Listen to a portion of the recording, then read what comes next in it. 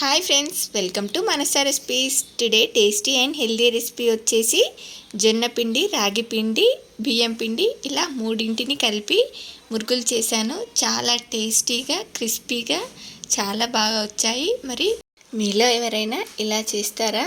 అయితే కామెంట్ బాక్స్లో కామెంట్ చేయండి. మరి మీకు కూడా ఇవి ఇలా పర్ఫెక్ట్గా రావాలంటే వీడియోని స్కిప్ చేయకుండా చివరి వరకు చూడండి. అలాగే ఫస్ట్ టైం కనుక మీరు మానస రెసిపీస్ ఛానల్ని చూస్తున్నట్లయితే సబ్స్క్రైబ్ చేసుకోండి. మరి ఇప్పుడు లేట్ చేయకుండా చాలా టేస్టీగా, హెల్దీగా ఈ మురుకులని ఎలా ప్రిపేర్ చేయాలో చూద్దాం.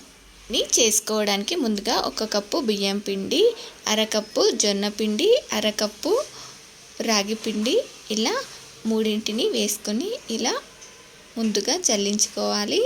చూడండి, వీటిని ఇలా జల్లించుకున్న తర్వాత ఇప్పుడు దీనిలోకి ఒక 2 టేబుల్ స్పూన్స్ నువ్వులు, ఒక అర టీ స్పూన్ వాము, మీ టేస్ట్కి సరిపడా ఉప్పు కారంని యాడ్ చేసుకోండి. నేను ఇక్కడ 1 టీ స్పూన్ కారము అలాగే అర టీ స్పూన్ సాల్ట్ వేసుకున్నాను.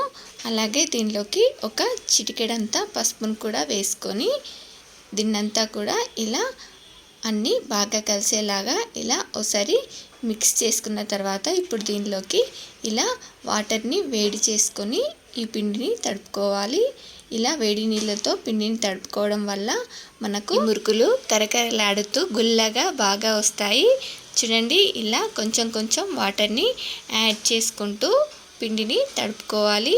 చూడండి, నేను ఇక్కడ 1 కప్పు బియ్యం పిండి, అరకప్పు జొన్న పిండి, అరకప్పు రాగి పిండి ఇలా 3 కలిపి 2 కప్పుల వరకు అవుతుంది కదా, అలా 2 కప్పుల వాటర్ని వేడి చేసుకొని మిక్స్ చేసుకున్నాను. ఇంకొంచెం వాటర్ తక్కువగా అనిపిస్తే ఇలా చేతితో కొన్ని చల్లటి నీళ్ళైనా పర్వాలేదు, ఇలా కొంచెం వాటర్ని చల్లుకొని ఇలా సాఫ్ట్గా పిండిని మనం మురుకుల పిండిలా తడుపుకోవాలి.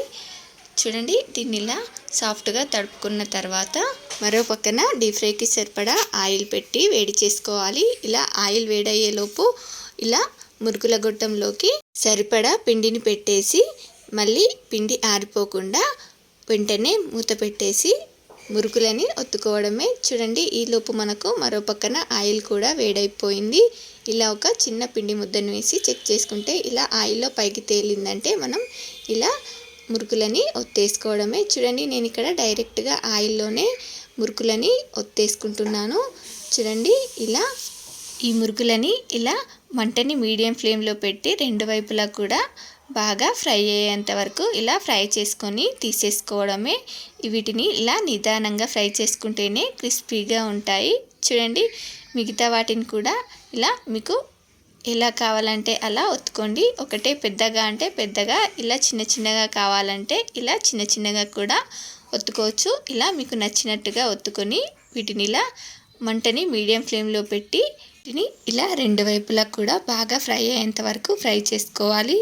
చూడండి, వీటిని ఫ్రై చేసుకోవడానికి కాస్త ఎక్కువగానే టైం తీసుకుంటుంది. వీటిని ఇలా నిదానంగా ఫ్రై చేసుకొని తీసుకోవాలి.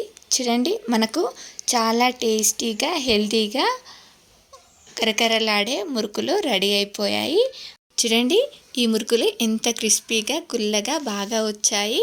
చూసారు కదా ఎంత క్రిస్పీగా వచ్చాయో, టేస్ట్ కూడా చాలా బాగున్నాయి. మరి మీరు కూడా ఒకసారి ట్రై చేసి ఎలా వచ్చాయో కామెంట్ బాక్స్లో నాతో షేర్ చేసుకోండి.